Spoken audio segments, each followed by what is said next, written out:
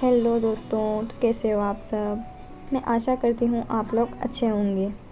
तो दोस्तों, आज मैं आपको बताने वाली हूँ मरते हुए अभिमन्यु ने क्या कहा था कर्ण से। सभी जानते हैं कि अभिमन्यु चक्रव्यूह में फंसकर इसलिए मारे गए थे क्योंकि उन्हें चंद्रव्यूह को भेदना नहीं आता। लेकिन इसके अलावा 4 कारण ऐसे थे जिसके चलते अभिमन्यु मारे गए। पहला कारण, कृष्ण की चाल। भगवान श्री कृष्ण की नीति के चलते अर्जुन के पुत्र अभिमन्यु को चक्रव्यूह को भेदने का आदेश दिया गया। यह जानते हुए भी कि अभिमन्यु चक्रव्यूह भेदना तो जानते हैं, लेकिन उससे बाहर निकलना नहीं जानते। अभिमन्यु के चक्रव्यूह में जाने के बाद उन्हें चारों ओर से घेर लिया गया।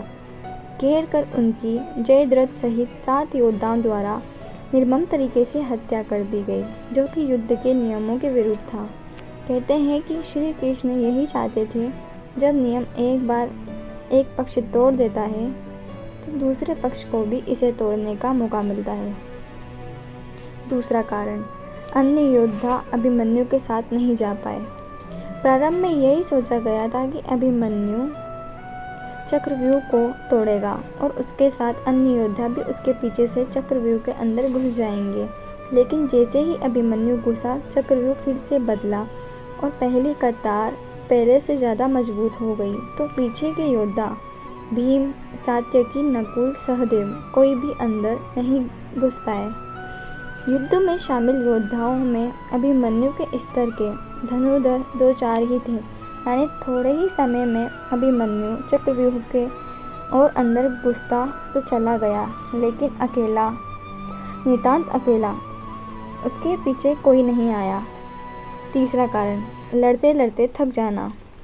जैसे जैसे अभिमन्यु चक्रव्यूह के सेंटर में पहुंच गए, वैसे वैसे वहां खड़े योद्धाओं का घनत्व और योद्धाओं का कौशल उन्हें बढ़ा हुआ मिला, क्योंकि वे सभी योद्धा युद्ध नहीं कर रहे थे, बस खड़े थे। जबकि अभिमन्यु युद्ध करता हुआ सेंटर में पहुंचता है। वे जहां युद्ध और व्यूह रचना तोड़ने के कारण मानसिक और शारीरिक रूप से थके हुए थे, वहीं कौरव पक्ष के योद्धा तरोताज़ा थे।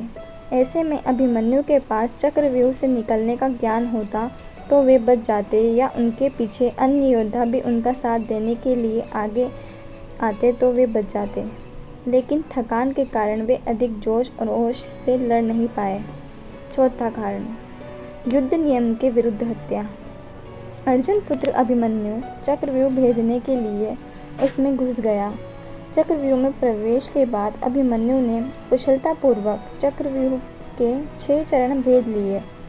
इस दौरान अभिमन्यु द्वारा दुर्योधन के पुत्र लक्ष्मण का वध किया गया। अपने पुत्र को मृत दुर्योधन के क्रोध की कोई सीमा न रही। तब कौरवों ने युद्ध के सारे नियम ताक में रख दिए।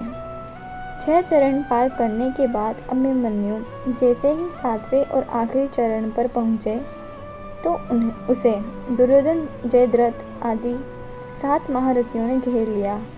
अभिमन्यु फिर भी साहस पूर्वक उनसे लड़ते रहे। 7 ने मिलकर अभिमन्यु के रथ के घोड़ों को मार दिया। फिर भी अपनी रक्षा के लिए अभिमन्यु ने अपने रथ के पहिए को अपने ऊपर रक्षा कवच बनाते हुए रख लिया और दाएं हाथ से तलवारबाजी करता रहा। कुछ देर बाद अभिमन्यु की तलवार टूट गई और रथ का पहिया भी चकनाचूर हो गया। अब अभिमन्यु निहत्था था। युद्ध के नियम के तहत निहत्थे पर वार नहीं करना था, किंतु तभी जयद्रथ ने पीछे से निहत्थे अभिमन्यु पर जोरदार तलवार का प्रहार किया। इसके बाद एक के बाद एक 7 योद्धाओं ने उस पर वार किया। अभिमन्यु वहां वीरगति को प्राप्त हो गया।